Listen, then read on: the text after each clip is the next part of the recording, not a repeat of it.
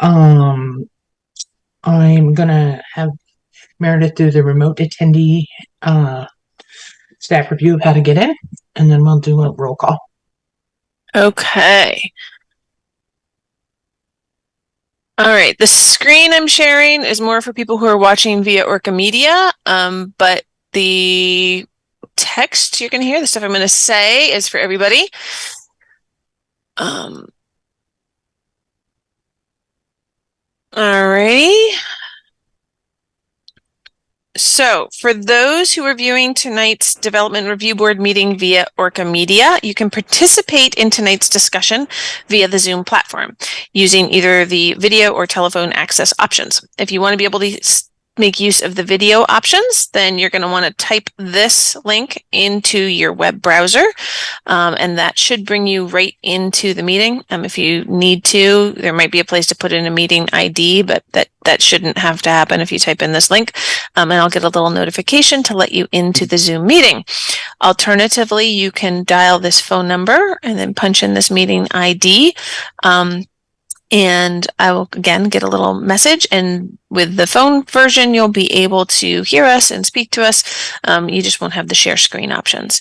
If anybody is watching via ORCA and they're having problems accessing tonight's meeting, please email me at mcrandall@montpelier-vt.org. I will be monitoring my email throughout the meeting. For those who are attending via Zoom, turning your video on is optional. And if you're having bandwidth issues where there's lag and everything, I actually suggest you turn your own camera off, and that should help a great deal. You'll still be able to see us. We just won't be able to see you. For everyone attending, please keep your microphone on mute when you're not speaking. This will reduce background noise. If you've called in via the phone, you can use *6 to mute or unmute yourself. Please reserve the Zoom chat function for troubleshooting or logistics questions. If someone on tonight has a question or comment about a specific item on the agenda, please raise your hand, either physically, if you have your camera on, or by using the raise hand button on your toolbar. And for those of you who call in on the phone, if you press *9, that will show a little raise hand for us here using Zoom. And then once you've been called on by the chair, please make sure to state your name. Once you've unmuted yourself, state your name and your address for the record, and then you can provide your comments or questions on the particular agenda item. In the event the public is unable to access tonight's meeting, it will need to be continued to a time, place, and certain. I'll now hand the meeting back over to the chair. Great, thank you. I guess let's just do a roll call of DRB members. My screen just started flipping around crazily here. Rob, do you want to state your name? I'm Rob Goodwin, Vice Chair. Great. Kevin? Kevin O'Connell, Board Member. Alex, I think you're next there. You gotta unmute Alex. Alex Hallas, Board Member. Great. Catherine? Catherine Burgess, Board Member. Joe? Joe Kiernan, Board Member. Brian Jones? Brian, are you there? Apparently not. Oh, I think he's here. He's just not unmuted. Maybe he had to step away for a second. Okay. Gene? Hello, everyone. Gene Leon, Board Member. Great. I hope the board members have had an opportunity to review the agenda. Were there any comments or changes in that? I'll make a motion to accept the agenda as presented. Second. All those in favor, say aye. Aye. Aye. Those not in favor? And it passes unanimously. I'm sorry. Who actually seconded that? Rob, I thought. Rob did. Okay, Rob. Great. Thank you. I can't write and look at the screen at the same time. You can't. Okay. So our first application tonight is 41 College Street. The owner is Vermont College of Fine Arts, and the applicant is the New School of Montpelier. And I'd like to get people sworn in. And I'd like to see who is here that wants to testify for that. So we've got Elias. Great. Mark. Jeff. Okay. Mark. Elias. Jeff. Anybody else I'm missing? Can you see that, Mary? No? Okay. So what I think we'll do first is everybody who'd like to testify, if you could raise your right hand. And do you solemnly swear to tell the truth, the whole truth, and nothing but the truth under the pains and penalties of perjury? I do. Okay. Yes, do. also, oh, Jeff, okay, Mark, yeah, great. Jeff. Okay, so what I'd like to have happen here is have Meredith give us a quick overview of the project, and then we'll ask whoever, I think it's Elias is here for the applicant, is the applicant. So we'll turn it over to him at that point. So you want to go ahead, Meredith? Yeah, so this is just an administrative overview. So this application is coming before the Development Review Board because of two key items. The addition is adding two buildings that are already larger than the standard maximum footprint for the zoning district, but there's no limit to how big of a footprint waiver the board can approve. So it's a judgment call and question about, you know, the specifics of this project. So something the board needs to decide on. Second is that the applicant is requesting a height waiver for a fence in the rear. The board can approve an 8-foot fence in the rear. The zoning administrator cannot. The other item just to note is that the design review committee has made recommendations for this project because it is in the design review overlay district. Normally, if this were just an administrative approval, I just take those recommendations, and as long as the applicant doesn't disagree with them, they just become conditions of the permit. The Development Review Board has greater ability to make adjustments. So the DRB has some options on how it wants to deal with those recommendations. They can be just findings of fact of what the applicant has agreed to. It could be a finding of fact of this is what the design review committee recommended, but the applicant is requesting something else. So there's going to need to be some discussion, or it can become a condition of approval. You know, there's a variety of ways the board can go with those. So those are the three key features. Otherwise, this application would just be an administrative site plan approval for the addition. Great, thank you. Elias, do you want to speak about the application? Just sort of give us, you know, what you're applying for and what you're looking for. Yeah. So, I mean, New School of Montpelier is we're purchasing 41 and 45 College, and would like to build an elevator and connector in between the buildings for accessibility purposes. And we're also trying to build a small courtyard in back for our students to be able to safely play without risk of them bolting out into the community. But sort of cover what you want, or you want more details? I maybe just a little bit more detail about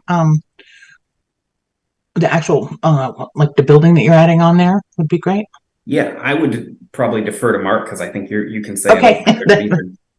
That would be great. Unless board members have questions, particularly for Elias at this point. All right, Mark, you're up.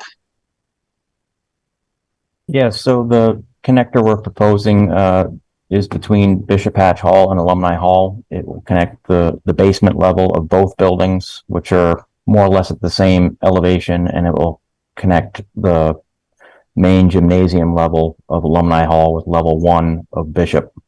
And they're roughly a foot off from each other.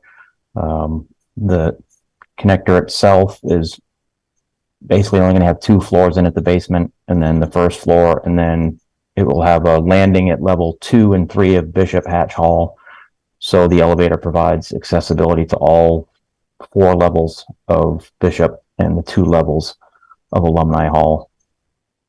We're proposing a glazed connector between the buildings such that you'll be able to see through it from west to east. And that will also allow, as you're out on College Street or on the back side of the building, you'll be able to see the historic elevations of both buildings from outside through the glazing. So that's covers what you need, or Yeah, that sounds good. So this is, I just want to go through some of the, you guys received the staff report earlier as well. yes, One of the things that we should look at here. So so this is basically the first part of this is just Meredith saying that this is a minor site plan approval. In the first overlay in the zoning districts, we talk about additions to a existing building shall respect and be compatible with the size, scale, materials, detailing, overall character of the primary building, and shall not obscure or undermine the essential form or character of the original building, which I think you were sort of just referring to when you talked about the glaze, that being able to see that, and should reflect the addition's time period and style as well. Did board members have concerns or questions about the architectural features or the outside, the exterior appearance of the project?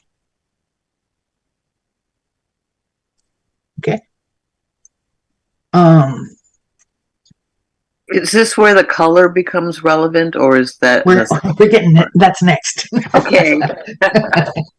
So then the next issue is what Meredith was talking about in terms of what was recommended by the design review committee. And I would actually appreciate seeing on a map where the fence is being proposed. Is that something you can pull up, Meredith? Thank you.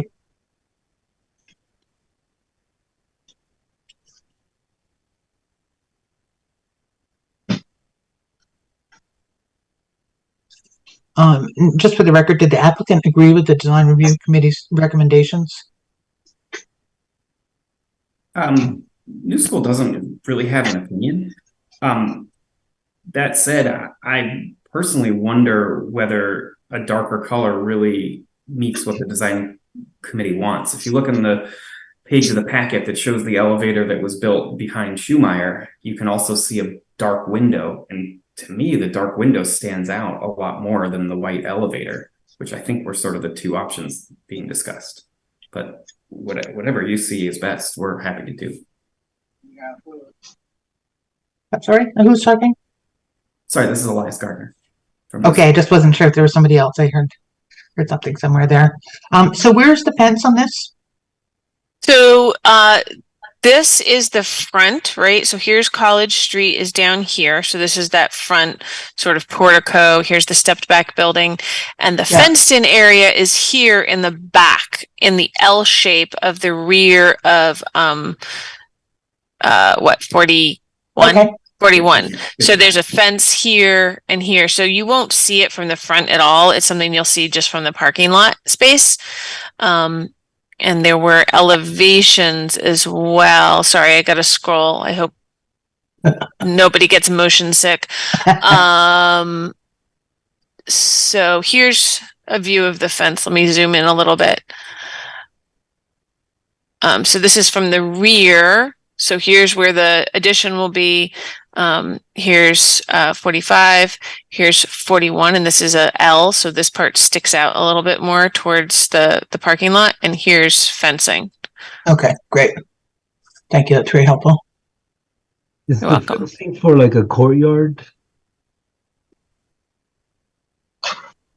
That's Who's the that? intention, is that it would make a courtyard where we can have students, like a student play area. Right on. Thank you. is there anybody else who wants to speak or question about that?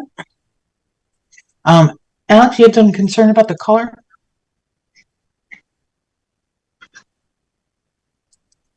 Oh, Alex, you're muted. You gotta unmute you. Got it. There you I go. just wanted to make sure that we talked about it. I mean, I, for one, don't see any problem with white, but I don't have a strong opinion. It could also be nice in burnt orange. I mean, so I'm sort of not sure what the rationale behind the color recommendation is. And I take the point that was made that with the reflective surface of the glass, the brown or gray is going to look different, right? I mean, it'll be hard to tell where the cladding stops and the glass starts if there's no interior light. So it will just be a dark mass. Okay. So Maybe I'm sorry. I'm struggling to see in the regs where we, as the DRB, decide the color. So it's from. Yeah, this is not about the color, but I'm just wanted to know what the purpose of the fence is. Is it security? Is it what exactly? Elias, do you want to answer that? Yes. So with the student population we work with, some of our students have a tendency to run away, and the fence is a way for them to safely play outside without risking them running into the street. Oh, okay. That's what I was looking for. And that also is the reason for the height, because 8 feet. 8 feet's a big fence. Yeah, and we have students who will easily climb a 6-foot fence. Right. Is the issue. Okay, that's helpful to know. Okay. All right, so that's Just for the board, I would. I mean, the DRC has reviewed this and using their best judgment have made a recommendation. I can't say that I am in lockstep with that, but on the other hand, if it's all the same, why not just go with their recommendation? okay. Well, that is are there other people that feel strongly about that? I mean, I think in general we do try to go with the development design review committee's Right. Suggestion. Elias, when you met with the design review committee, did you talk about your concerns about like it not going quite as well as maybe the white would, or? No, because I hadn't really processed that. It was really the picture behind Schumeyer that has made me think about it, which I think is in your packet. Also, want to point out, I think Meredith's got something to say. She's had her hand up for a bit. Okay. All right. Well, we will keep that as part of the process here as we go along. 7. That's that.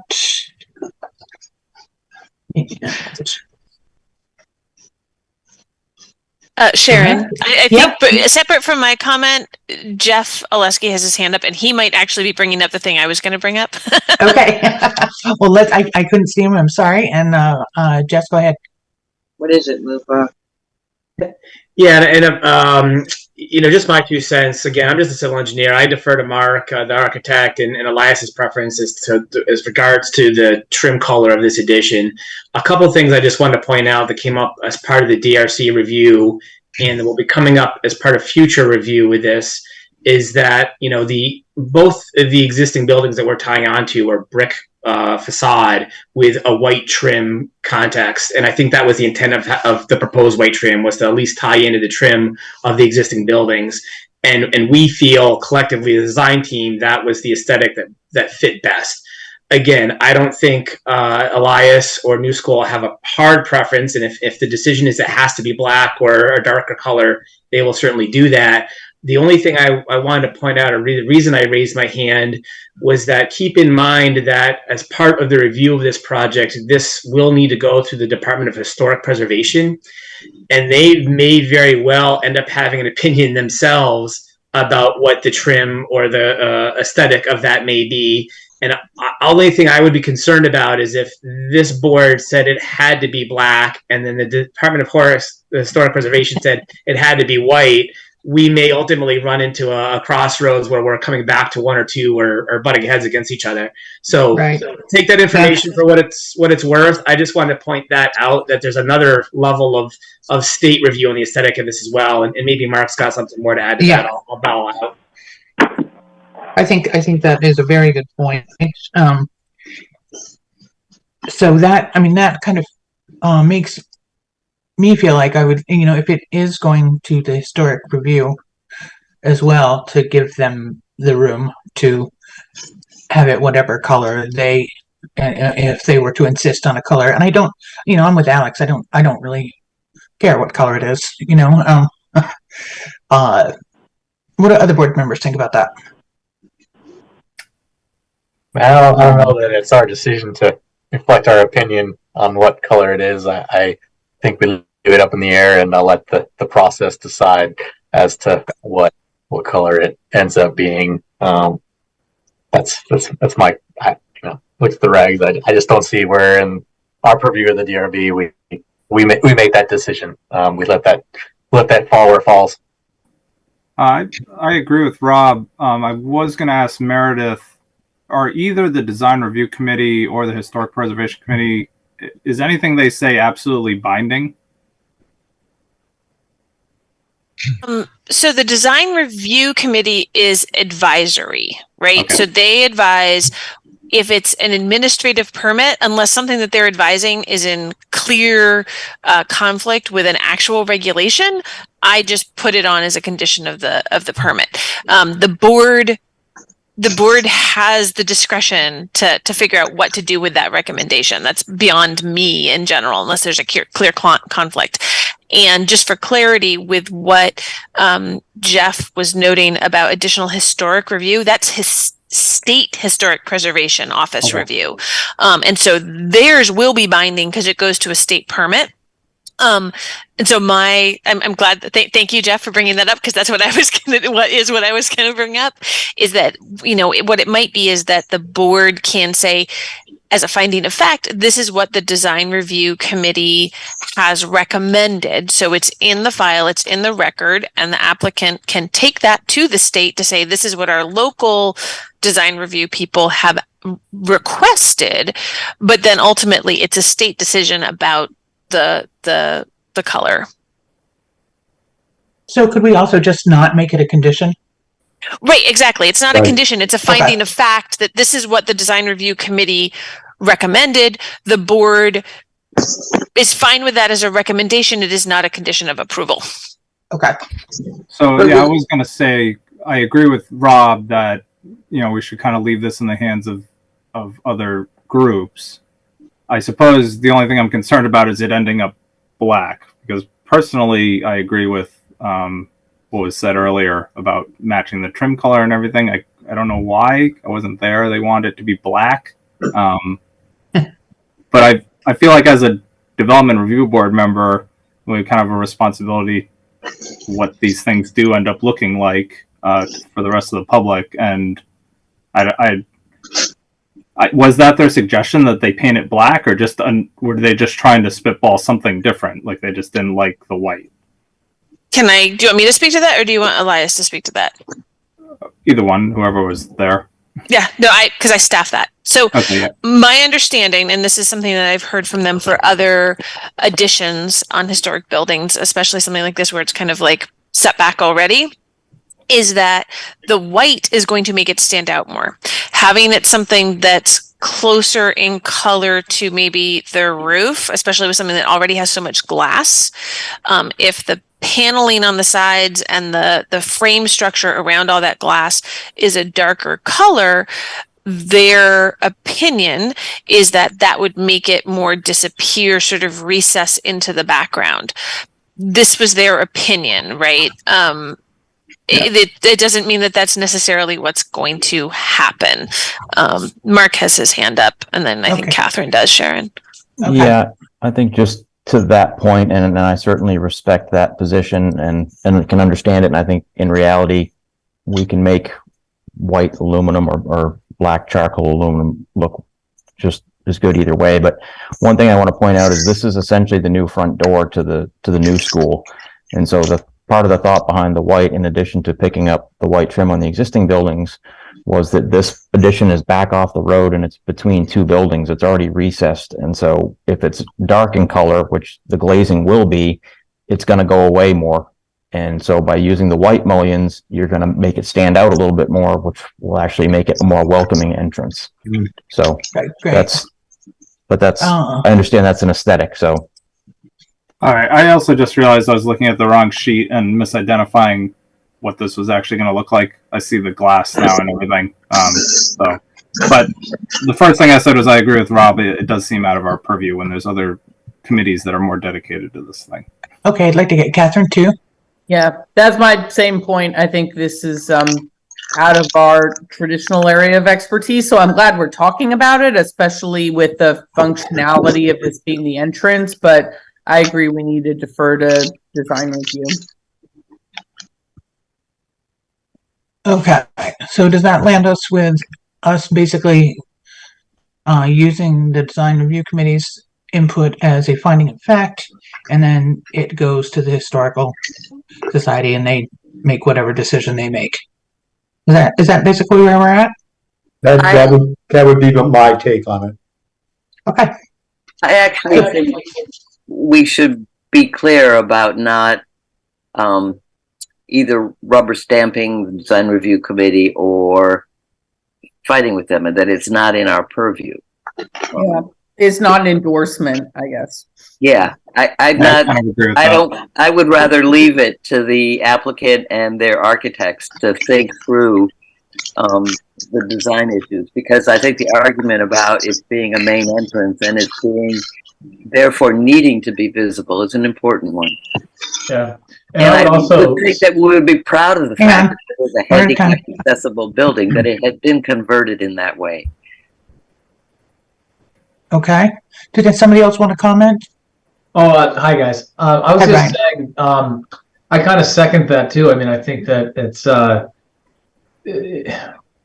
for all the reasons that have been said, and it's certainly not an unprecedented choice to use that color, right, in the palette. It's also very much a part of the palette of the campus. So, you know, it's not like anybody's saying, hey, let's make it bright pink or green or something outland. You know, it's just leave it to the design folks and keep moving. Yeah. So great. Meredith, do you have your hand up? It looked like you did. No. Yep, okay. I do. Okay. So just a reminder, in this instance, the board has the benefit of this going through another review at the state level for the design aspects.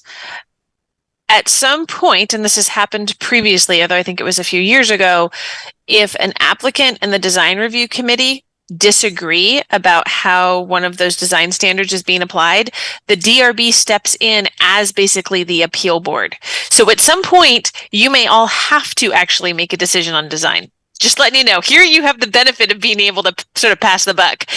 So you're in a good spot, and I think that is the great, you know, a good way to go here. Just letting you know that you don't always have that option. That's fine. That's great. Any more questions about that? Okay, so we're gonna move on here. Where that was the color. We are on erosion already. No.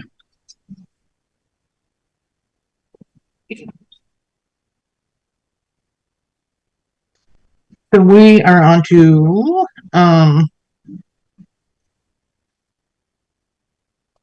general standards and special use. Basically, special use standards.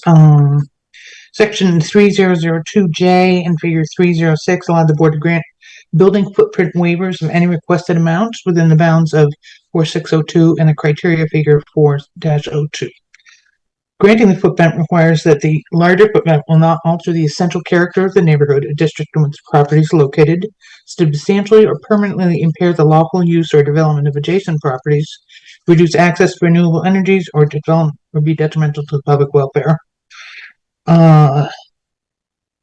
So it seems that in actuality, you're going to decrease the impervious surfaces. So that's a good thing. And then the other part, they're going to be adding 708 square feet to a currently non-conforming building. Board thoughts about that?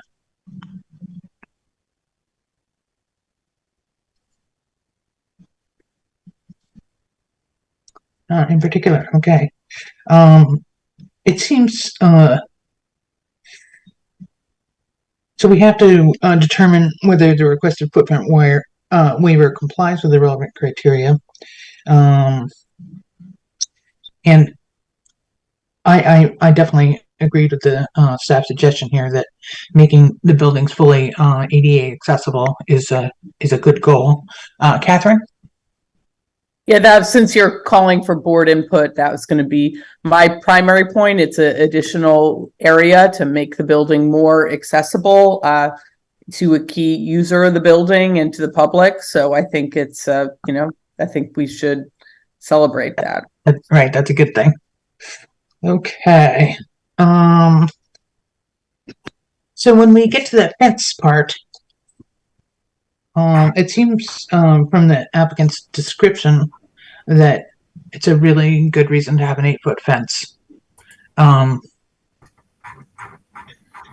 it's materially, it matches up, so they're not using any strange fencing stuff. So that's good. Anybody have any problems with the changing or giving them a waiver from 6 foot to 8 foot on the fencing? No. I think it's a major improvement. I think I like the courtyard idea. I think the whole engineering and design is just a major improvement and convenience too to the students. Okay, excellent. Okay, now we get into the steep slopes section. So can we look at the map of where it does disturb the slopes? Yep, So, let me just scroll to it. Give me a minute. okay. It's a very small area for the stormwater outlet. And Meredith, that's sheet C 2.1, if it helps at all. I think it's the fourth sheet in the civil set.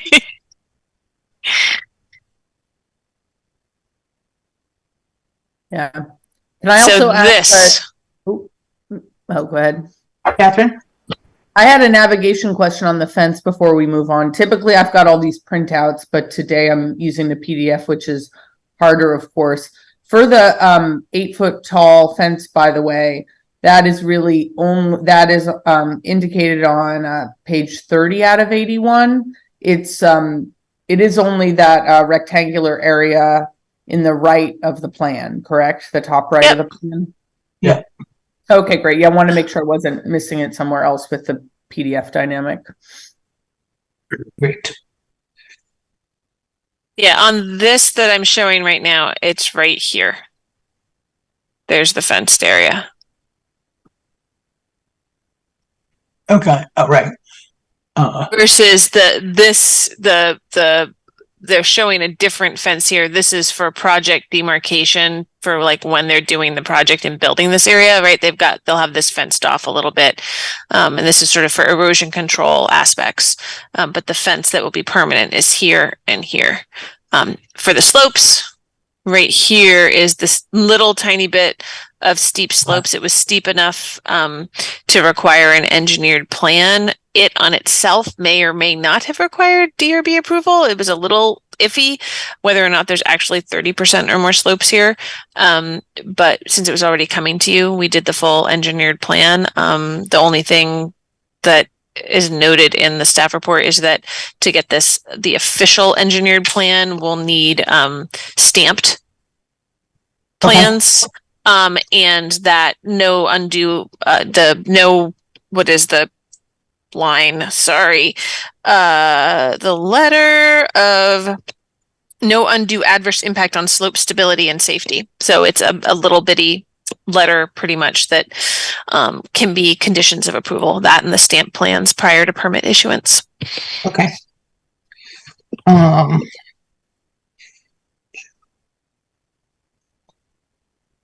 That looks good then. So the requirements of 3008 have been met as an erosion prevention and sediment control plan is triggered by proposed addition. Engineering plan has been provided. Seems like we're and Department of Works was fine with that, so we are all set to go there, I think. Stormwater management, that didn't change very much, right? There was a reduction in impervious amount of surface in the site. So in actuality, it's slightly improved. And they're going to use the existing stormwater design, right? Is that correct? Well, yeah, I mean, they're doing the steep slopes Just area, right? That little yeah, thing. that's a new thing that they're putting in, but it's generally this water's flowing to the same direction. Jeff, if I'm misunderstanding that, speak up, but that's my read of the whole thing. Yeah, no, you're absolutely correct. The concept of the collection and the discharge point is the exact same. We're just having to replace the line because the existing line is undersized and dilapidated, essentially. And so but that being said, there's also large utilities, natural gas that are above the existing drainage lines. We're having to reroute around it. Hence the new outfall and the small amount of slope, impact that we intend to fully stabilize post-construction. Okay. Any questions from board members on that? I'm zipping through my log here. Should just get their hand up. Okay. And then I think the last part of this application is concerned with the lighting. So there is no lighting inside the addition. Is that correct? No, there will be lighting inside the addition. We would just propose that no lighting be over the 2,000 lumens. Oh, okay. And if it is, it would be shielded. Okay. So do you have a lighting plan or a fixture that you're going to use, or no, just going to work within those restrictions? Yeah, at this point it would primarily be down lights. I could potentially see lights on the brick facade of Alumni Hall to illuminate that at night, to show off the arched windows, but the intent would not to exceed the 2,000 lumen requirement.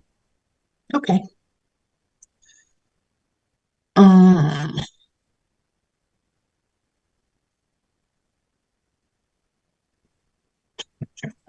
think that's good there. Okay. So I guess a little bit more maybe about the shielding on the lights that are going to go in there. You said you're going to stick to the 2,000 lumen limit, and then things will just be down facing, recessed.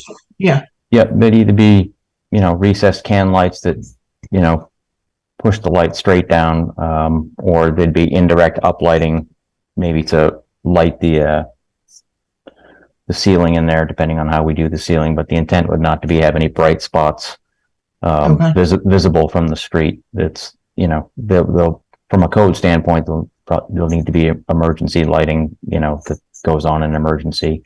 Sure. But otherwise, site lighting, we're leaving the existing gooseneck lamps in place. So our intent is that at night, this is not going to be an overly lit structure. Not going to be glowing across the green. Okay. We know how that would go over. All right. Okay. Board members, are there other questions about this application that you would like to get addressed, or issues that you would like to check into? I'd like to bring up the interior lighting again and the no glow features. So will there be lighting on the interior of the building 24 hours a day? There'll probably be some low-level safety lighting. But beyond that, like I said, there may be a light that at night illuminates the interior wall of Alumni Hall that's now an exterior wall, just to show that off. But that would be at most the lighting that's in there. I don't know if that answers your question, but Well, so it will be dim. It'll be like yes. a box with exit written on it and some light behind it. Yeah. Yep. Yeah. Unfortunately, that we're going to have an exit sign there. There's nothing we can do about that. But the lights, I can't speak for Elias, but I don't think the intent is to leave the lights on all night. I don't think they want to pay the electricity bill. We want to save power. Yep. And those lights they'll be LED, they'll be on occupancy sensors and whatnot. So Okay, that's helpful. Other questions about the application? Yeah, so since we had a bit of discussion about the fence, I just saw the fence exhibit on page 39 of the packet, or 39 of the application. And so we talked a lot about color. We're ultimately deciding that we're not specifying, but am I correct in saying that it's what's pictured here on page 39, where it's the wood panels and then the black wrought iron? Is that what's envisioned, or am I mistaken? it would be something wood and metal, not necessarily the black metal. It could be white, but that's the look of the fence we're aiming for. Okay. Yeah. Okay. If there are no further questions, I would entertain a motion. I think we want to. Sharon? Yeah. I'm sorry, I'm going to interrupt. We have 8 members. Only 7 can vote. Oh, I'm Everybody sorry. could take part in the discussion, but either Jean or Brian need to sort of recuse themselves as gentlemen. Or somebody's got to pick one of them. One of you could count for this, one could count for the next application. Brian, you're muted. I'm okay not voting, guys, on this. Okay. Is that you, Brian? Yes. Okay, thanks. Thank you. Okay. I'll make the motion to approve the application for the Vermont College property as presented. I think that covers it. I'll second the motion. All right. Any further discussion? That means that we are ghosting the DRC recommendation, so to speak. It'll be recognized in the findings of fact. I'm more concerned with the not having the conditions about the slopes requirements that's suggested on the last page of the staff report. Do you have your staff report there, Kevin? Excuse me, Sharon? Do you have the staff report that usually has the memo, the decision? I have it here to the motion to that. Basically, she just wants to make sure that the stormwater disposal area and that we get a signed, stamped, approved. There we go. I would motion to amend the motion to include a condition that prior to permit issuance, applicant should provide the zoning administrator with a signed and sealed engineering plans for stormwater dispersal area and the engineer's written statement of no undue adverse impact. If needed, I'll second Rob's amendment. Okay. So you make an approval to the motion. I know. A modification to the motion that's already. Yep. You don't take the motion out. You keep it in play. I know. Okay. So what we need to do now is have a vote on the motion that Rob just made and was seconded by Brian on modifying. Was it Brian? No, Brian. Joe seconded the amendment. Yeah, second with the The amendment. original, I made the original, the original, approval. And then the second was made, and then in the discussion is what occurs, and you make a modification to the motion that's already on the table. Yeah, so you don't have to do two votes, Right. right, Kevin? Yeah, just one vote on the motion as amended or as modified. Correct. Correct. Okay. So without further discussion, let's let's take a roll call on this. Rob? Yes. Kevin? Yes. Jean? Oh no, Jean's not voting this time. Sorry, Yes. Catherine? No, Oh, Jean is voting. Oh, Yes. Jean. Oh, okay. Jean? Joe? Yes. Catherine? Yes. Alex? Alex? Oh, Did you say? I saw her say yes. okay. I now see her say yes too. And I also vote yes. Jeff, Jeff, did you mean to have your hand up? I did. I wasn't trying to interrupt the vote necessarily, but I just want a clarification for after. That's all. Okay. What? I just wanted to clarify that based on the condition that was just read into the motion with regards to staff's comments on the stormwater, that the plans as presented meet the qualifications for that. You just need them stamped and then the supplemental letter. Okay, perfect. Thank you. Correct. That's right. Okay. Well, thank you very much, everyone. And without further, well, Meredith, do you want to say something?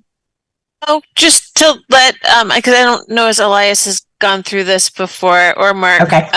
with the board here, that there'll be a written decision. The vote you heard tonight and the decision the board made tonight isn't actually official until that written decision has been put forward and then signed. And then I won't be able to actually issue the permit until I get that information from Jeff. Jeff can go ahead and work on that stuff, getting the letter done. If he needs some guidance from me on that, I can accept those before the decision's actually written, if need be, and then we'll be able to move everything forward a little faster. But yeah, the actual decision won't be effective until it's written, and then the permit itself and the decision have a 30-day appeal period. So just to keep you updated on process. And we will get that decision as soon as we can, but it does need to be written. Great, thank you. Thank you, everybody. Application 1. Thank you very much. Thanks everyone for your time. Have a good night. You too. So our next application is the applicant is a Good Samaritan Haven. People interested in testifying, I'd like everybody to raise their right hands. If you do not have your video on, I guess at this point it would be good to turn your video on so that we can see you raise your right hands. Anybody who's planning on testifying. Okay. Do you solemnly swear to tell the truth, the whole truth, and nothing but the truth under the pains and penalties of perjury? I do. Yes, I do. I do. Okay, so that was Zach, Ken, and Rick? And Dawn. And Don. Okay, thank you. Also Doug Zorzi. Okay. And I think Paul Cupcara, did you have your hand up? You can just put your hand up again, or a thumbs up if your hand was up on that one. I did have my hand up, but I'm going to withdraw my hand just because it seems like you got plenty of people testifying. You can be sworn as a witness and still not talk if you don't want to. And Alan, I know you were interested in this application. Do you think you might talk? You can give a thumb. Yes, I can. Yes, if I may please, I'm raising my hand verbally. Okay. Thank you, Alan. Thank you. Okay. So this is conditional use and minor site plan review. The applicant is Good Samaritan Haven, and it is for the use of an existing building on the Country Club Road project. Meredith, do you want to give a brief interview and then or overview, and then we'll go to the applicant? Yeah. So there are no exterior changes with this proposal whatsoever. The only reason that this is coming before the board is because temporary use as defined in our regulations, which does include emergency or homeless shelters, is a conditional use in this zoning district. And so the board needs to make the approval. It is a temporary request. There's a time limited approval window for this. And so the condition that I have suggested for any approval is to make sure that for the use to occur beyond the April 30th, 2024 date, or for it to be further expanded within the building outside of the square footage that they've specified would require a new permit. But other than that, there's, the board needs to go through those conditional use requirements. Okay. I think that's very helpful. Who is presenting for the applicant? Rick DeAngelis, co-director of the Good Samaritan Haven. Great. Hi, Rick. Do you want to do a little overview of what we've got going on there? I have a few brief comments to make. I'd like to give you some context. We do understand that this is a conditional use in this district, but I want to just explain why we think you should vote to approve it. And we're in support of the staff recommendation with the condition that was cited. There are some compelling reasons why this should be approved. And one in particular is it's in response to a housing crisis of really historic dimensions here in central Vermont. I've been working in housing in central Vermont for over 30 years. Never seen conditions quite like this before. And there are a lot of people who are out there with nowhere to go, and many of them live here in Montpelier or are on the streets here in Montpelier. The second reason why I think this is a very urgent and special circumstance is that if not for the events of July 10th and the flooding that took place, we probably wouldn't even be here tonight. We were working very hard to secure a location in the downtown area. And unfortunately, it was badly flooded and it just wasn't practical to continue with that option. And then my final comment is, and I guess this is more having to do with the question about impacts. What kind of impacts is this project going to have? And from day one, we have been working in close collaboration with the city of Montpelier. In fact, they actually suggested this site and as a good alternative, and that includes public safety officials. We've met with the chief and chief of police and emergency services. And we think we have a plan that's going to result in a safe operation and have, negligible impacts on the surrounding area. So I guess that's it. I'm glad to respond to any questions, and thank you for considering us. Karen? Sure. Kevin? Yeah, thanks. Rick, why do you think what is driving the numbers up so high? Because I see that physical evidence every day when I'm downtown, and it is definitely unprecedented in the time I've lived in Montpelier, which is over 40 years now. So I mean, what's the big picture? Well, gee, if I could answer that question, I could turn. I was about to say that's a big one. Right. It's complicated. I guess at the foundation of it, in my opinion, is something has happened with the housing markets, really nationally, and that bottom end of the rental housing market has dried out quite a bit. And then there are some other factors that feed into that. I mean, extreme poverty, a drug crisis like we've never seen before, mental health issues and other things. So, for lack of a better phrase, it's really a perfect storm of a lot of factors that have come together. And I really do think Montpelier is something of not a unique place, but there's a very high number of unsheltered people who are trying to get by in Montpelier and the surrounding areas. And so it's really important that the shelter be somewhere in Montpelier. And I think that's just such a big question.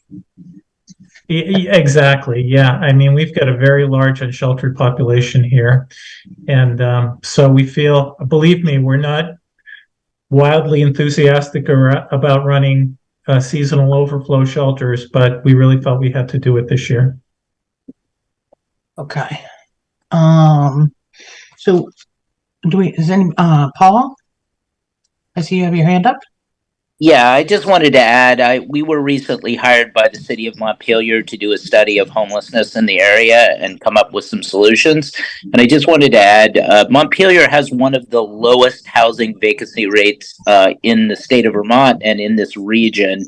And I just had 2 homeless people living in my house for the last 7 months. They were both employed and were completely unable to find an affordable place to rent for 7 months. It took them 7 months to finally find a place. So I think a big driver of this problem is just the lack of housing in general, and then a lack of affordable housing right now in the Montpelier community, especially with the floods displacing quite a few additional people. There's just not places out there to rent, even if you do have an income, particularly if you have low income. Thank you. I think that's very true. It is a gigantic problem for our community, and especially for those people who are without housing. Let's maybe get started on some of the general standards that we need to look at here. This is under the general standards. This temporary housing is a lodging use defined as emergency shelter or homeless shelter. I think we clearly qualify there. Paul, can you take your hand down, or did you want to speak again? I'm sorry, I'll take my hand down. I'm trying to figure out how to. That's all right. I'm just trying to make sure everybody gets a chance to speak. Okay. So this definitely seems like it qualifies to me as a temporary structure. Means the use of structures that should be occurring or located in a parcel for a limited and fixed period of time, after which there are no evidence of that use. So I feel like that definitely matches up with the request. There is, I think the most relevant parts for us, and I don't mean to just totally hop around, but I guess the next thing up is landscaping, where Meredith points out that we could actually require additional landscaping. My feeling is that they're not doing anything to alter the outside of the building, and it's a temporary shelter meant for November through April, and so that landscaping is just a non-starter here. Other board members? I agree with that. Yeah, I agree as well. Okay. Also agree. Yep. Great. We're not going to worry about that.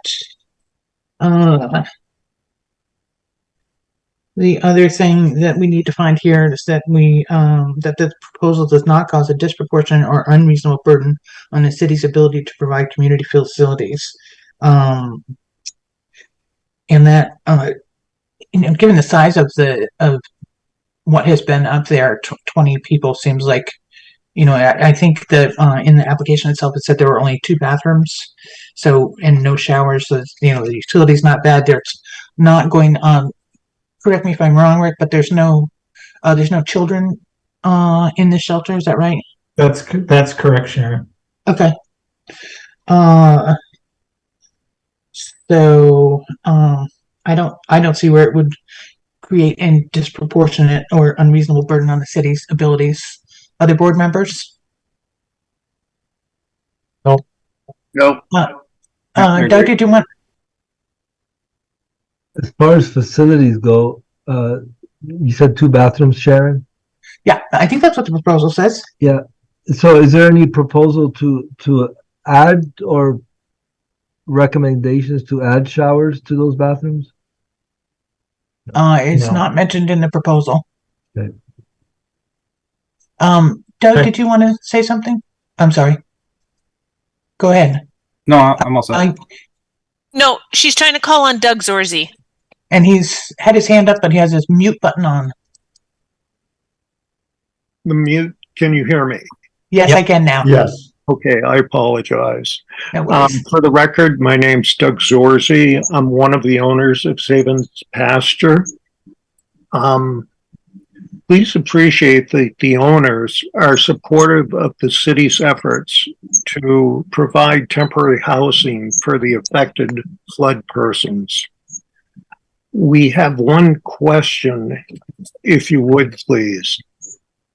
What will be the city's position in the event that additional time is needed at the end of the temporary housing period?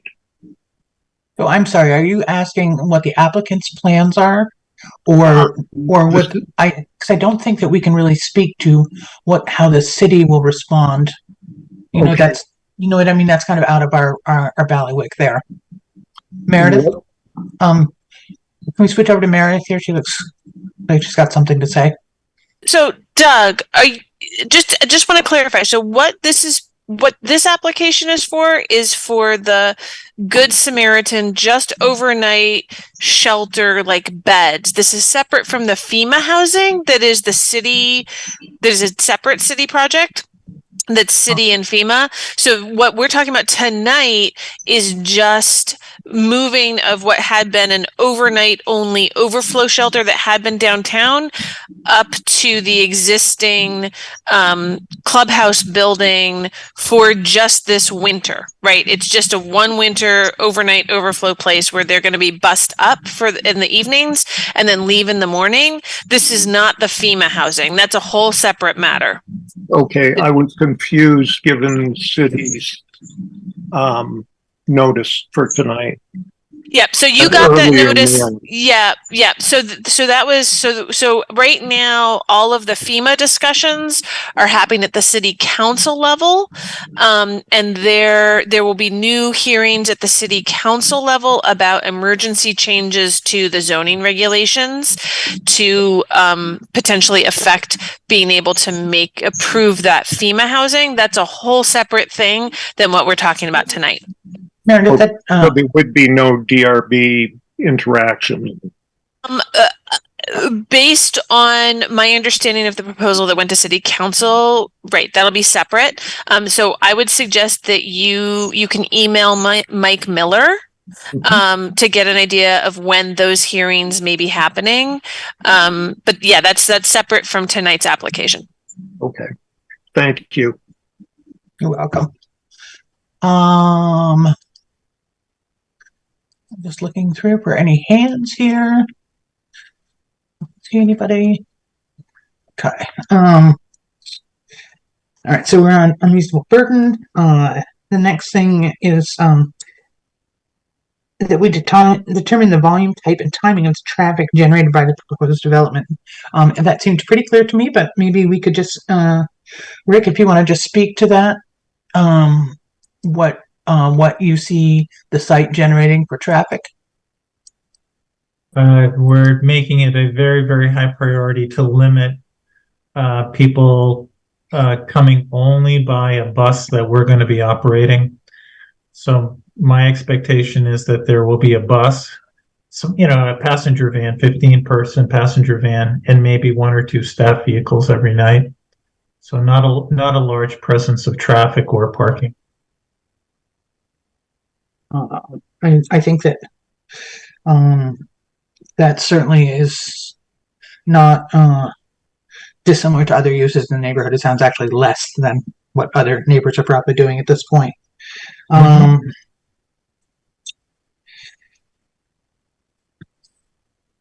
There is a concern here about character of the neighborhood, or at least in something in red. The farm and factory neighborhood is described as primarily industrial, with a number of businesses connected to agriculture. Proposed development should support ongoing industrial uses, compatible mixed-use development to enhance the character of the neighborhood with well-designed buildings. This doesn't seem relevant because we're not adding any, not adding anything. So the next thing that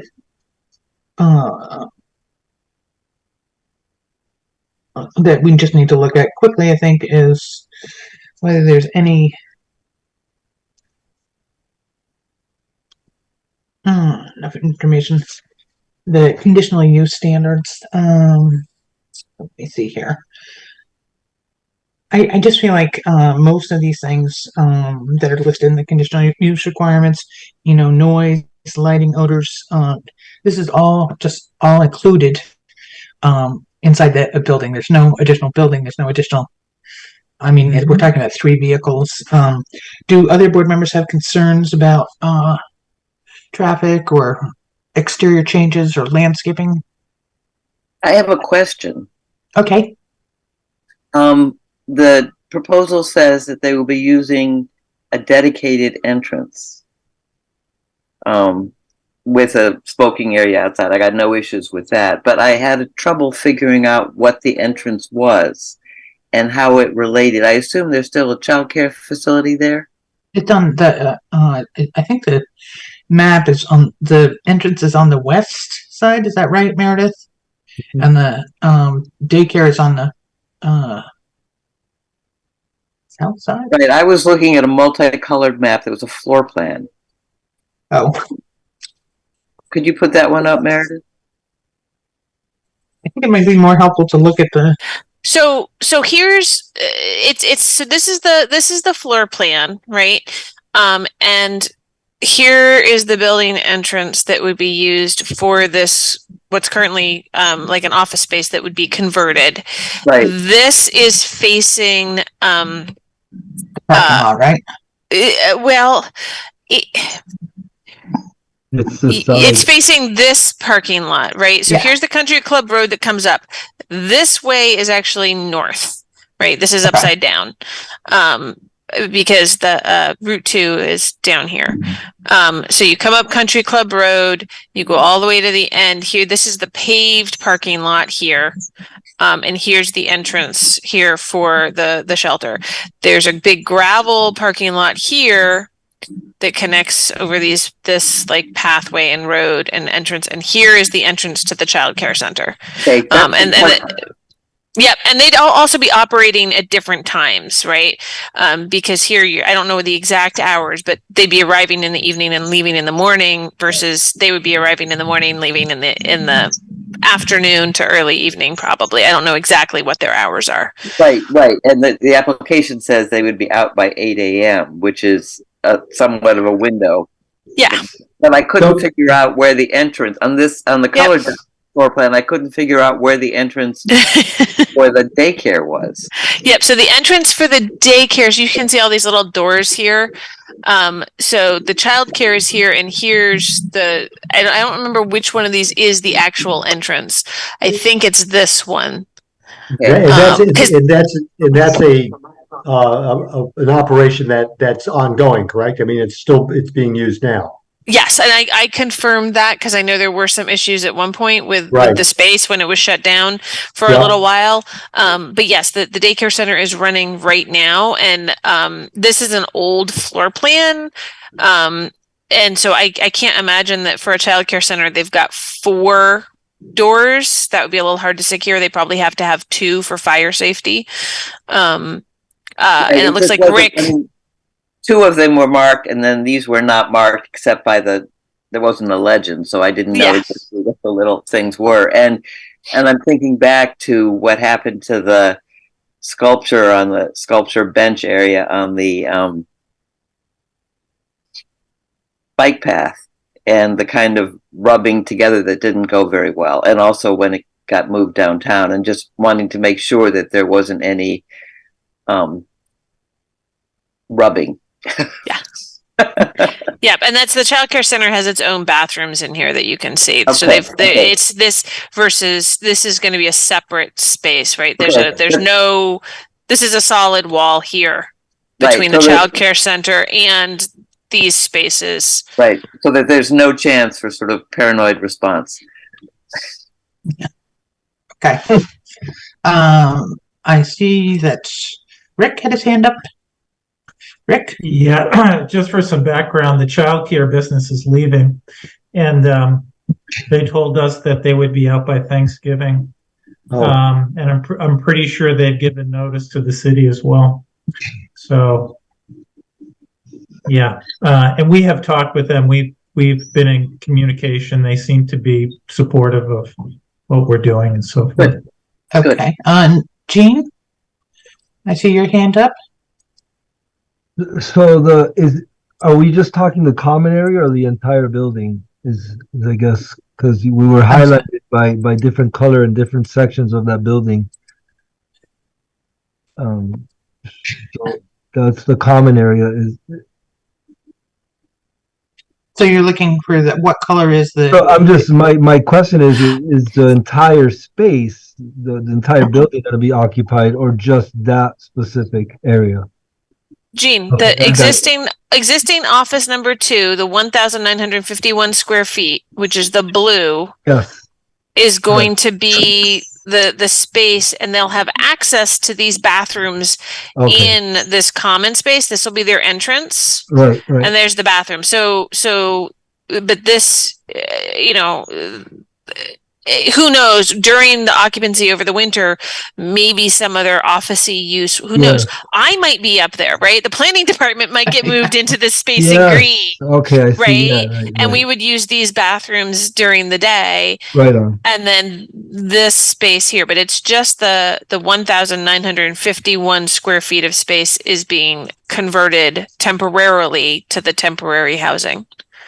Can I ask another question? Just as far as good for Rick, so 8 a.m. comes around in a February morning. It's negative 30 degrees outside with a foot of snow. What's this? I mean, what's the scenario right there? You're just, all these people have to leave? Yes. One thing that we have to do to assure that people are safe is and also to receive funding to operate this, we have to demonstrate that people have places to go when we're closed. So there are a handful of options that individuals who use the shelter might go to during the day. One of the most important ones is Another Way, which is represented by Ken Russell, who's here tonight. Okay. Also, the bus station in downtown Montpelier is also open from 8 until 6:30 each evening. So not ideal. There's not an aspect of this that is ideal, let me tell you. This is This is kind of damage control and trying to make the best out of a very challenging situation. But what we're going to provide is the overnight shelter. Thanks, Rick. So yeah, I just want to follow up to that. I mean, I think that it's important to point out that it doesn't appear that, based on the DRP's approval and discussion, that the time frame for the conditional use of this is anything that we're mandating through our permit. To say that, like, we're not saying based on our DRP approval of this application, if we were to approve it, that residents have to be out by 8 a.m. That's another consideration to be had. I mean, I think that is actually part of the application. It is stated in there, that's what they're saying they're going to do. So PM to late AM is the language in the right. By the way, it's part of our lease agreement with the city of Montpelier too. Okay. Yeah, that takes care of it nicely. Um,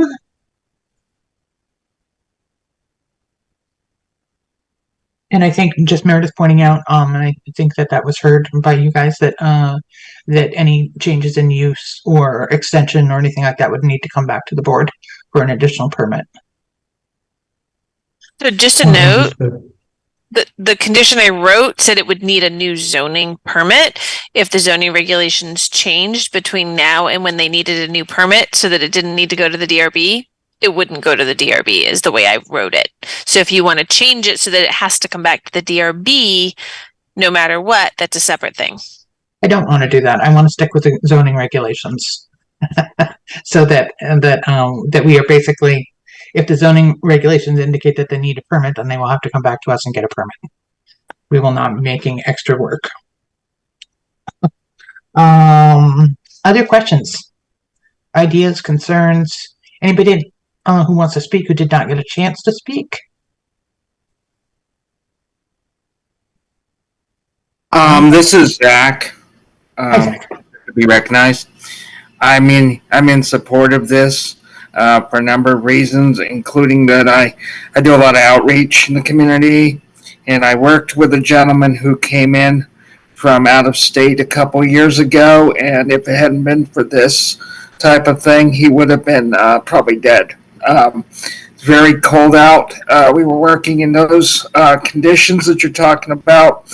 I also worked in the overflow shelter last year. I can speak that we do move people to another location regardless of the 30-degree below zero outside. So, I feel very confident in supporting this project. And just know the problem will be ongoing, so it's not really going to go away. This is a great crew. And I've worked with them in another way, and I feel very confident, and I'm in support of the project. Thank you very much. Thank you, Zach. That's great. Thank you. Thank you. Catherine? Yeah, thank you for bringing the project and introducing it today, and also starting with the overall context around the housing access crisis and the need for shelter. I had a question around the earlier discussion on the need for folks to leave the site during the day, given there are also points that we're reviewing around traffic and use, which personally I think is this is a large site with minimal use, but I did think it'd be helpful for you to state for the record whether you're providing any connective transportation, especially with the weather considerations for the winter. When people need to leave, do they have support to get to other locations that are safe and warm during the day? Yeah, certainly. Yeah, we are providing connective transportation. We'll be running a shuttle bus each evening and each morning, making two circuits of the downtown area, and we'll be working in other ways to make sure that there are some reasonable alternatives for people to go to. Okay, thank you. Ken had his hand up. I'm sorry, Gene, what? Oh, Ken had his hand up earlier. Oh, okay. I'm sorry. Hi, yeah, I'm in strong support of this. It's, as Rick suggests, it's an ongoing crisis. Folks fall through the cracks everywhere. Just honestly, glad. By the way, I'm the director of Another Way, and I'm also the chair of the Montpelier Homelessness Task Force. And I'm just really glad to hear all of your all's awareness of these situations, and hope that our town can, stay strong and being able to problem solve in a really difficult situation. So strong support of this. Over. Thanks, Ken. Okay. Is someone willing to make a motion? Entertain a motion. Who's speaking? Oh, I'd like to entertain a motion if that's okay. Yeah, it would be great. Unless we missed anything else. Just who's voting? Because again, either Brian or Jean needs to not be voting. So if Jean's making a motion, then probably Brian needs to not vote again. I think that's good. I would, when we have two alternates, I would propose that, we can talk about this a little bit later, but that we pick one for the evening versus going back and forth on projects. Yeah, that's fine. Yeah. I just wanted to make sure, because we didn't make that clear in the other one, whether it was for the whole evening or not. Okay. So, Jean. Yeah, motion to grant the request for conditional use and minor site plan approval for the 1,950 square foot temporary housing used for an overnight homeless shelter at 203 Country Club Road, operating from November 1st to 2023 through April 30th of 2024, as presented in the application number Z-2023-0110 and supporting and supplemental materials. Any use of additional space at 203 Country Club Road for temporary housing or for the use to occur beyond April 30th of 2024 requires a new zoning permit.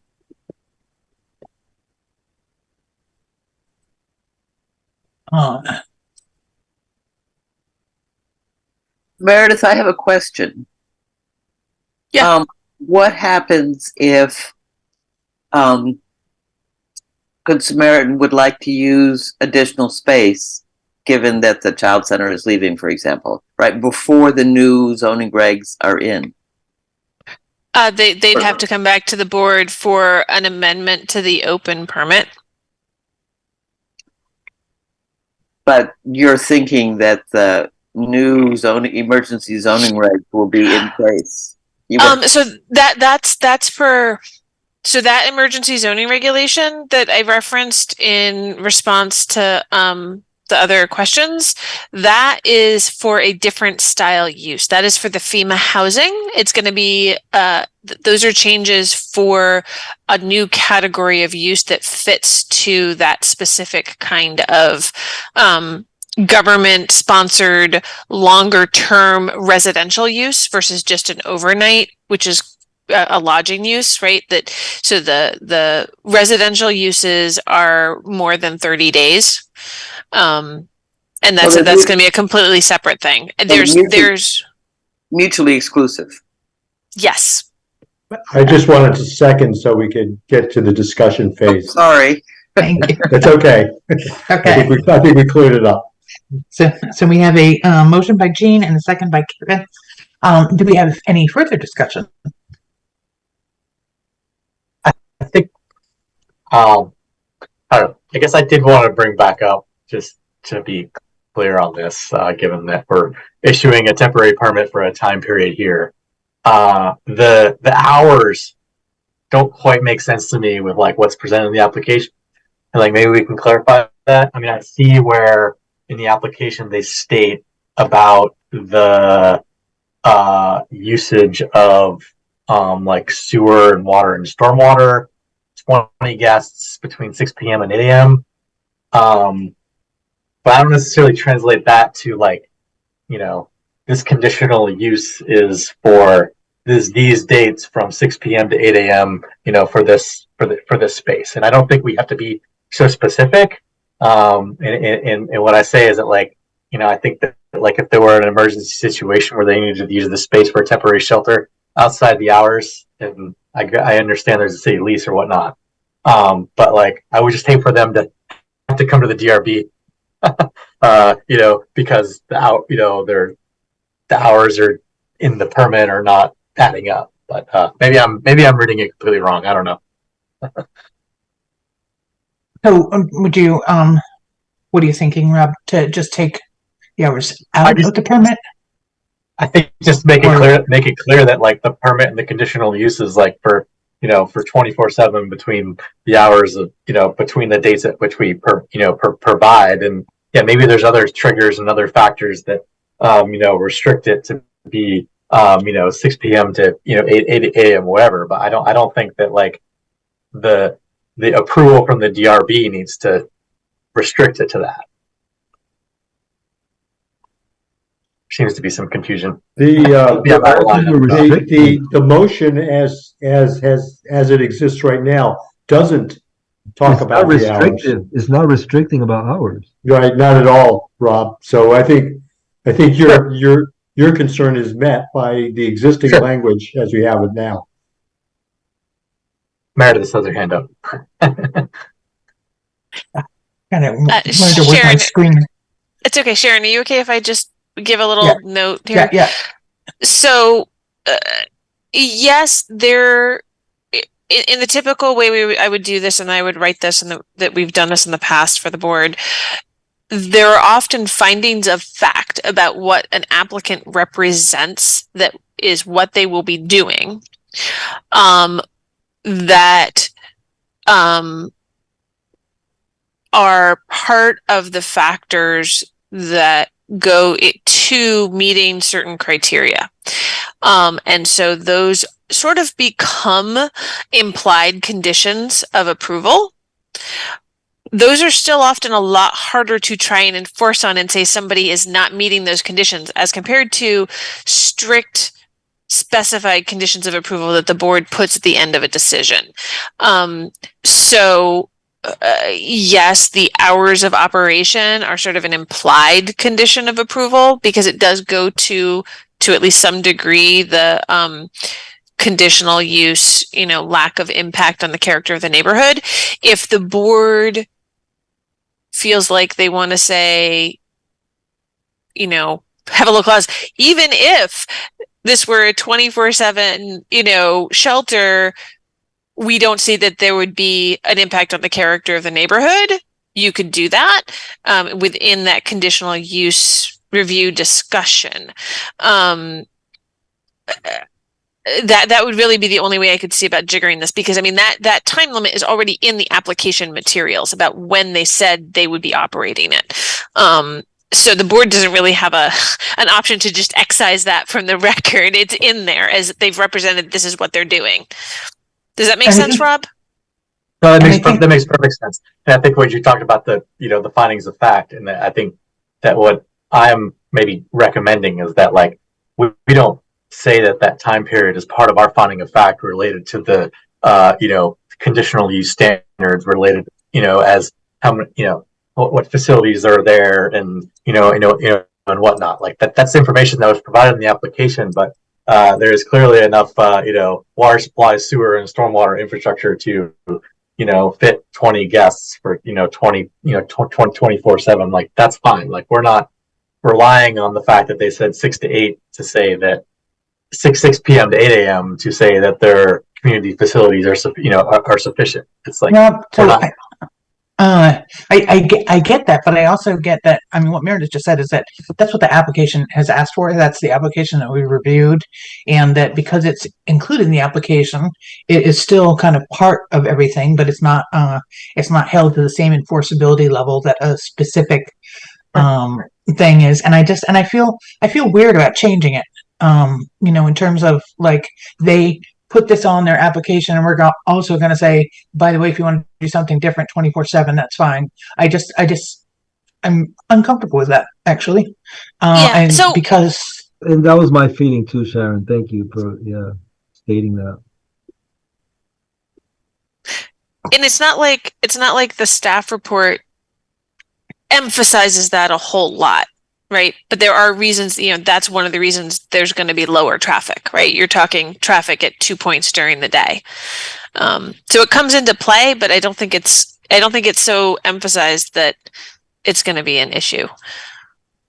And I would just say that I feel like that it's very clear that the board thinks that this is a great thing that's happening, and that we would obviously try to deal in a timely fashion with any further requests for changes of usage or time or whatever. If that was necessary, we would definitely want to move on that quickly. Yeah, I'm good. I appreciate the discussion. I need some clarification on that, and I think that the motion that's presented is is great, and I'm ready to vote yes. Okay, and give me the list here. So, Rob, how do you vote? Yes. Yes. Okay. Kevin? Yes. Joe? Yes. Okay. Catherine? Yes. Okay. Jean? Yes. Alex? Yes. And I vote yes as well. So so Meredith, you want to give him a spiel about when he's got to get his stuff? So there's no conditions prior to permit issuance on this one, so we will get that decision written as quickly as possible. I have 2 decisions to work on now. And then once that decision is signed by the chair, I will be able to actually get you the decision and the permit at the same time. So we will get that as soon as possible, Rick. And just watch for an email from us because with these decisions, if we mail them, we're supposed to do it certified mail, and that has not been working well for a couple of years now. So the decisions, we usually have people come and pick up and sign a little slip, especially because we still haven't replaced our certified mail forms that got washed away. So picking up decisions and you'll get your permit at the same time. Yeah. Hey guys, I just want to thank you, and Meredith, thanks for the helping with the application, and I really appreciate the thoughtful consideration tonight. Great, thank you. You're welcome, Rick. So we need to take a look at minutes of the approval of the last meeting, which was 9/18/23. Did everybody get a chance to look at those? Yeah. I didn't see any changes that needed to be made. Meredith? So confession, I didn't actually review these meeting minutes after the secretary did them before sending them all out to y'all. Sure, typo. And well, yep, because I don't think Jean was actually at that meeting. So that changes the list of those present and the votes. So Correct. things should be approved 5-0 because Jean, you weren't at the last meeting, right? You're correct. It's not. Yep. And then at the bottom of the first page, we don't actually have the vote noted there on 12 J Street. So I need to add in approved 5-0.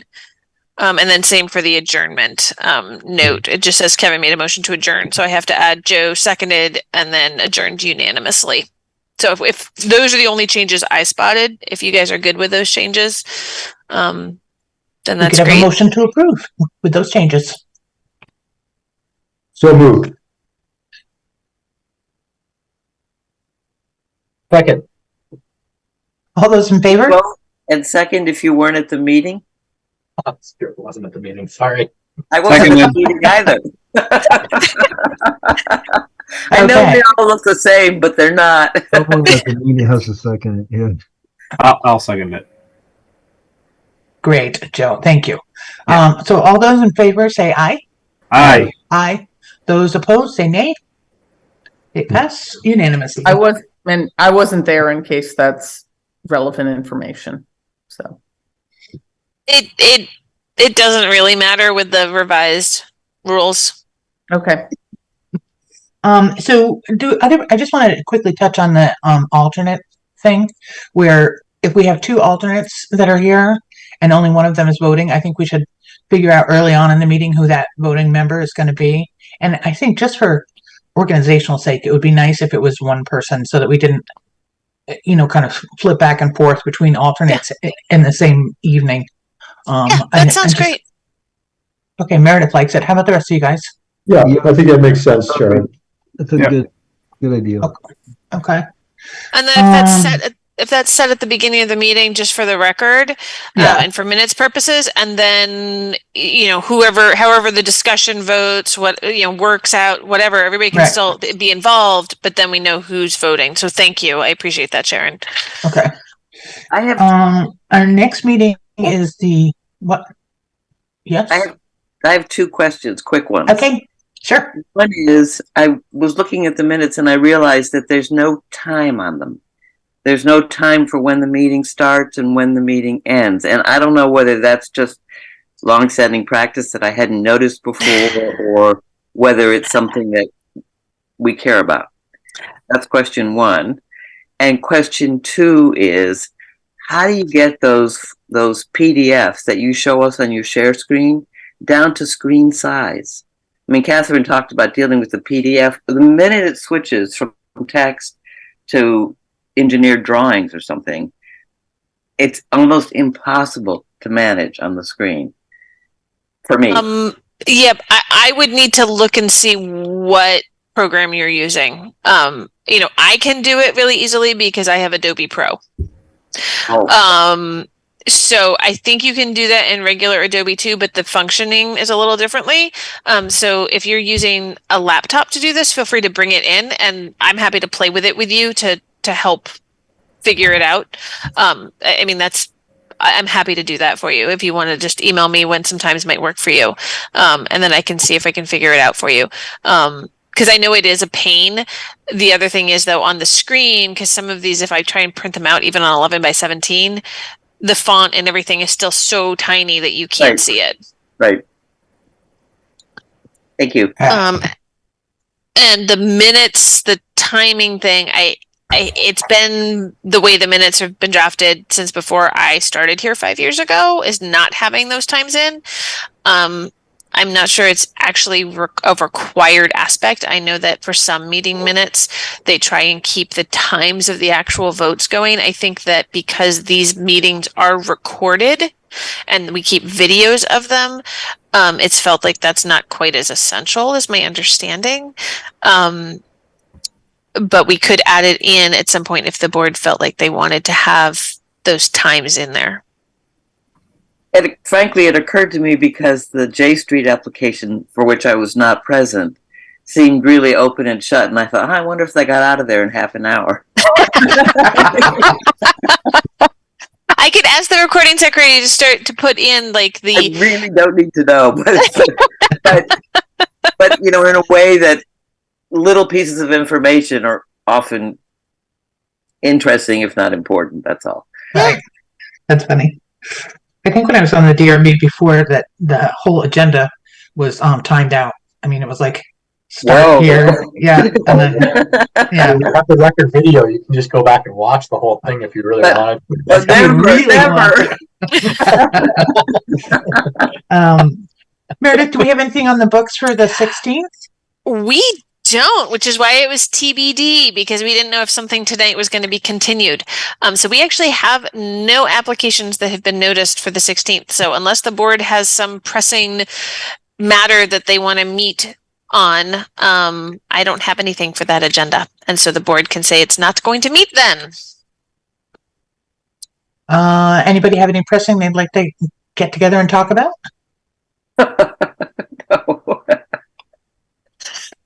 I can't say that I do, but okay. Then the next meeting would be November 6th, because there is an extra Monday in October. So there's 3 weeks before we meet again. 1, 2, 3. Okay. Do we have a trajectory for an in-person meeting spot, or is that TBD? That's still TBD. Trying to find a spot that would let us do the hybrid with the ORCA recording and Zoom is a little tricksy. So I don't have a spot for that yet. And actually right now I don't even have any applications for November 6th right now, because we haven't hit the deadline for that and nothing has come in yet. So did you check with the City League of City and Towns? Honestly, I have been way too busy to try and actually even reach out just yet. And before I reach out, and honestly, before I reach out to them, I really need to coordinate with the upper level management, because I know they've reached out to a whole bunch of people when they were trying to get a space for City Council to meet. Because City Council has been holding some in-person meetings. They're using the high school, I can't remember if it's the auditorium or the gym now for in-person City Council, but that's not necessarily going to be available, as many nights a month as we would need it for both City Council and DRB. And if I was going to do that, I'd have to do DRC there too, because I can't get from here to there in 5 minutes and set up. All right. Well, that's enough discussion about that. Well, I guess I would just to make sure that it's clear enough for you, Meredith, because I know that you're doing everything you can to do things the right way. But I think that the Zoom platform is not a replacement for the in-person function of the citizen board process. I agree. Whenever it the opportunity comes aboard to to return to that, we look forward to that, but we also understand that it'll take as long as it takes. And so I just want to make sure that I think folks know that I feel that way. I think other members of this board feel that way, and so yeah, for sure. Yeah. Oh, go ahead. I definitely agree. I think we as a board, we can get the job done and perform well all remote, but it's definitely preferable to be able to be both working, together in the room, and then also for the applicant and interested residents to have the option to be in person or remote. So my apologies for squirreling up the people's hands raising today. I'll get better at that as I'm learning to manage the multiple Zoom factor here. You did great. Good job, Sharon. All right. Do I have a motion to adjourn, perhaps? So moved. Second. All in favor? Aye. Aye. I think. What? How is what's the time frame on the building so far? City Hall. What's happening there? So finance has moved back over, but they're actually shoved in the city clerk's office, as well as in a separate space in the police department. But the senior center space, there are a variety of reasons that they moved out of the other upstairs classroom here. But it's not expanding use in that building. Like they just got shoved in to where other people already are and packed more people in than had been there before, to make that work. It's going to be 1.5 to 2 years because they've only just issued the RFP to try and get proposals for a plan to rework the space, without any clear definition of how the space will be reworked, right? It's not like it really is for, hey, here are all the things we have to fit into the space without using the basement. How do you suggest we do it? And how much is it going to cost? That's what the RFP is for. And so they have to go through that entire, RFP process, municipal RFP process, then choose somebody, and then that person will then have to develop a proposal to actually make the changes, and then there has to be figure out how to pay for all those changes that even get accepted by city council. So I mean, and then you have to actually make the changes before we can move back in. I don't know how long we're going to be here. You may get an email that says, hey, next week we're moving to some other location. I don't know. Yeah, and anybody who's following Front Porch Forum knows that there are members who want the space that planning and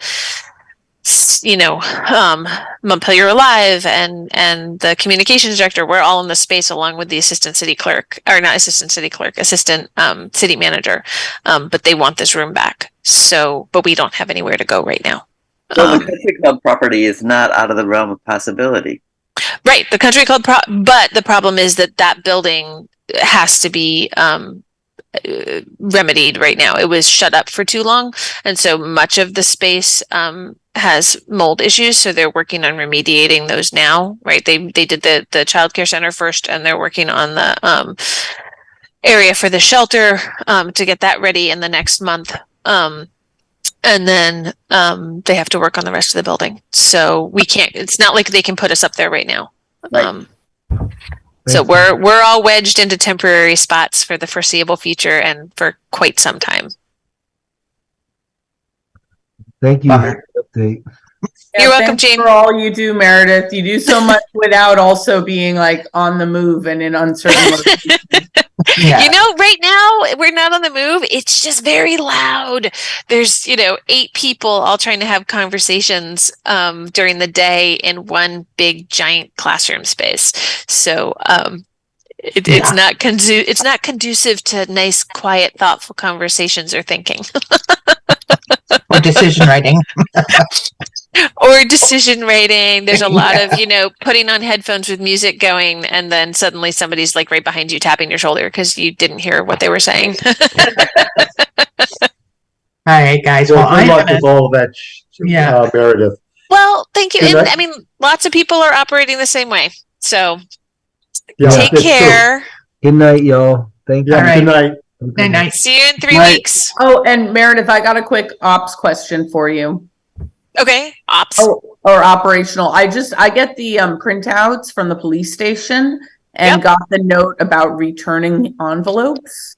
How do we do that now? If you can come to our office, right to the senior center during business hours, you can just bring them here, along with any, paper clips, anything like that, because we're scavenging those pretty badly.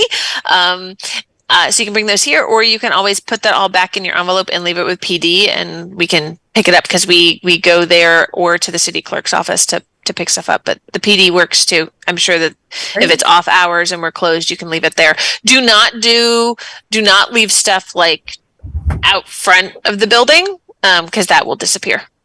Cool. Which days are you there, by the way? Are there some days you work from home? Well, there's some days I work from home, but you can give it to anybody in here. There's usually somebody in this space between 8 a.m. and 4:30 each weekday.